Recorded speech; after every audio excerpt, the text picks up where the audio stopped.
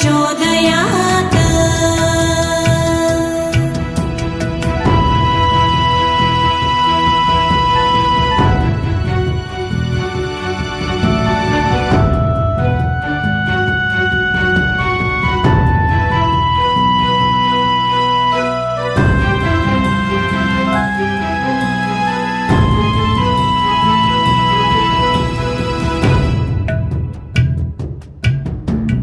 आद्यन्तरहिते देवी आद्यशक्ते महेश्वरी योगदे योगसम्भूते महालक्ष्मी नमोऽस्तुते। स्थूलसूक्ष्म महारौद्रे महाशक्ते महोदरी महापाप हरे देवी महालक्ष्मी नमोऽस्तुते। महादेव्यै च विद्महे विष्णुपत्न्यै च धीमहि तन्नो लक्ष्मी प्रचोदयात्।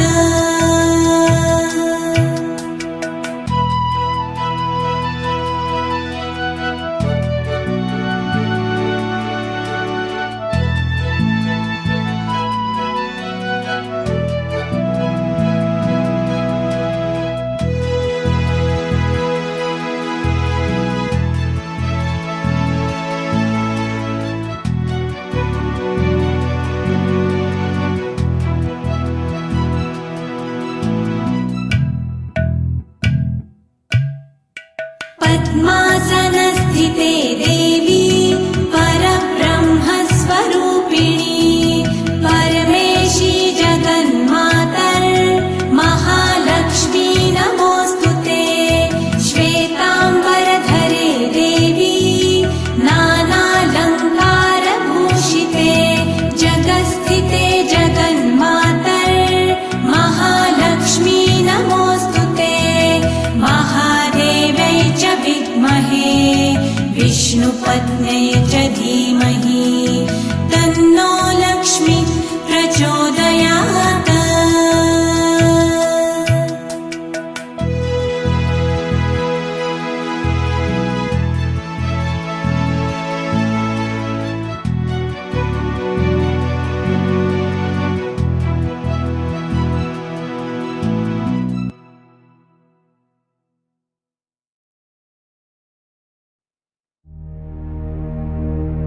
ॐ भद्रं कर्णेभिः शृणुयाम देवा भद्रं पश्येमाक्षभिर्यजत्राः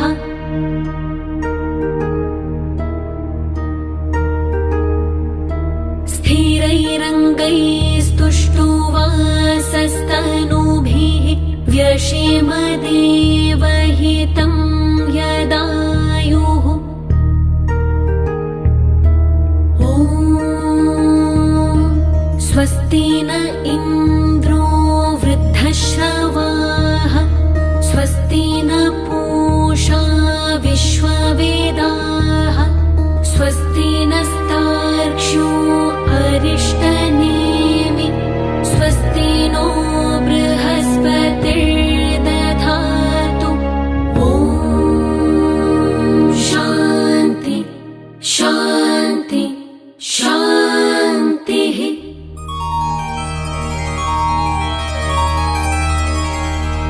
ॐ नमस्ते गणपतये त्वमेव प्रत्यक्षं तत्त्वमसि त्वमेव केवलं कर्तासि त्वमेव केवलं धर्तासि त्वमेव केवलं हर्तासि त्वमेव सर्वं खल्विदं ब्रह्मासि त्वं साक्षादात्मासि नित्यं ऋतं वच्मि सत्यं वच्मि अवत्वं माम् अववक्तारम् अवश्रोतारम् अवदातारम् अवधातारम् अवानोचानमवशिष्यम् अवपश्चातात् अवपुरस्तात् अवोत्तरातात् अवदक्षिणातात् अवचोर्ध्वातात् अवधरातात् सर्वतो मां पाहि पाहि समन्तात् त्वं वाङ्मयस्त्वं चिन्मय त्वं आनन्दमयस्त्वं ब्रह्ममय त्वं सच्चिदानन्दाद्वितीयोऽसि त्वं प्रत्यक्षं ब्रह्मासि त्वं ज्ञानमयो विज्ञानमयोऽसि सर्वं जगदिदं त्वत्तो जायते सर्वं जगदिदं त्वत्तस्तिष्ठति सर्वं जगदिदं त्वयि लयमेष्यति सर्वं जगदिदं त्वयि प्रत्येति त्वं भूमिरापो नलो निलो नभः त्वं चत्वारि वाक्पदानि त्वं गुणत्रयातीतः त्वं देहत्रयातीतः त्वं कालत्रयातीतः त्वं मूलाधारस्थितोऽसि नित्यं त्वं शक्तित्रयात्मकः त्वां योगिनो ध्यायन्ति नित्यम् त्वं ब्रह्मा त्वं विष्णु त्वं रुद्र त्वं इन्द्र त्वं अग्नि त्वं वायु त्वं सूर्य त्वं चन्द्रमास्त्वं ब्रह्मभूर्भुवस्वरो गणादिं पूर्वमुच्चार्य वर्णादिं तदनन्तरम् अनुस्वार परतरः अर्धेन्दुलसितम् तारेण रुद्धम् एतत्तव मनुस्वरूपम् गकारः पूर्वरूपम् अकारो मध्यमरूपम् अनुस्वारश्चान्त्यरूपम् बिन्दुरुत्तररूपम् नादः सन्धानम् सहिता सन्धिः सैषा गणेशविद्या गणकर्षिः निच्छृद्गायत्री छन्दः गणपतिर्देवता ॐ गं गणपतये नमः एकदन्ताय विद्महे वक्रतुण्डाय धीमहि तन्नो दन्ति प्रचोदयात् एकदन्तं चतुर्हस्तं पाशमङ्कुशधारिणम् रदं च वरदं हस्तै बिभ्राणं मूषकध्वजम् रक्तं लम्बोदरं शूर्पकर्णकं रक्तवाससम् रक्तगन्धानुलिप्ताङ्गम् रक्तपुष्पैः सुपूजितम् भक्तानुकम्पिनं देवम् जगत्कारणमच्युतम् आविर्भूतं च सृष्ट्यादौ प्रकृते पुरुषात् परम् एवं ध्यायति यो नित्यम् स योगी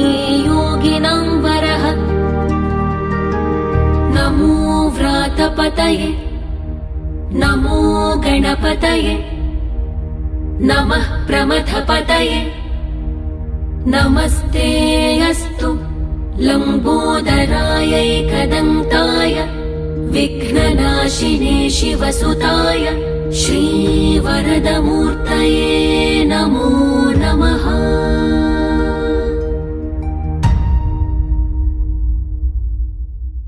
ॐ नमस्ते गणपतये त्वमेव प्रत्यक्षं तत्त्वमसि त्वमेव केवलं कर्तासि त्वमेव केवलं धर्तासि त्वमेव केवलं